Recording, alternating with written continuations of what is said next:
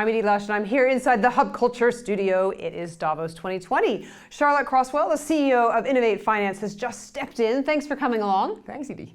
So tell me, what is the theme for Innovate Finance this year and why? I mean, now it's about innovation of financial services. I haven't been in Davos for 10 years. And the Welcome back. Yeah, no, great to be back. Hasn't changed much, still snow. But the great thing about coming back is it's talking about financial inclusion, about innovation, the role of technology. We weren't really having that discussion 10 years ago. We were talking about financial crisis. So great to be here talking about gender equality and why that's so important and how do we inspire kids of tomorrow to come and work in this and to look at how to save their finances. So let's talk about financial inclusion, and in particular, what excites you about the possibility of the technology you're seeing to enable more people to be able to be involved in the digital economy? What excites me is that the banks are now putting this front and foremost of what they're trying to do. They recognise they have to look at solving this. They have to look at it with partners, with government, with the rest of industry. And the great thing about all these amazing fintech companies is they're sitting there saying, how do we educate people how to save? How do we bring these apps to life?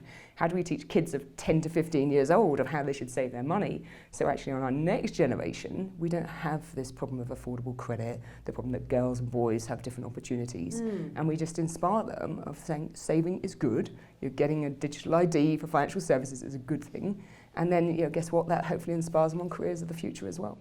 So let's talk about that careers of the future, because as you mentioned, we start to see a difference between girls and boys at quite an early age. What's your message for girls in terms of why it's important to be financially literate?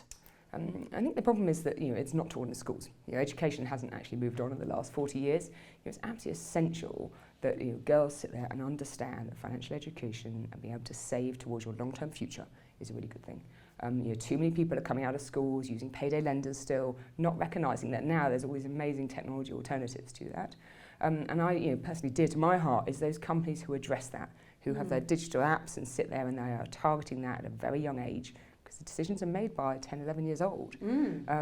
So social media is very involved in this as well, and really looking at how do we inspire them.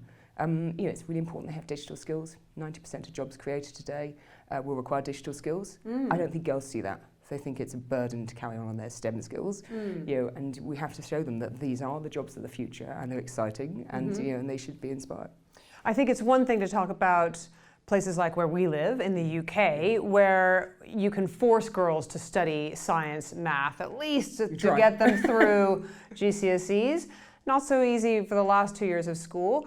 But what about in other parts of the world where it is harder, where people don't have access to computers? Yeah, and it's so important, and you look at the role potentially of telecoms companies or social media, because you take India, and the government's invested in India Stack, Aadhaar, it's brought a digital ID to over 1 billion people. And we sit there and say we've done really well in the UK. Well, they've done pretty well there.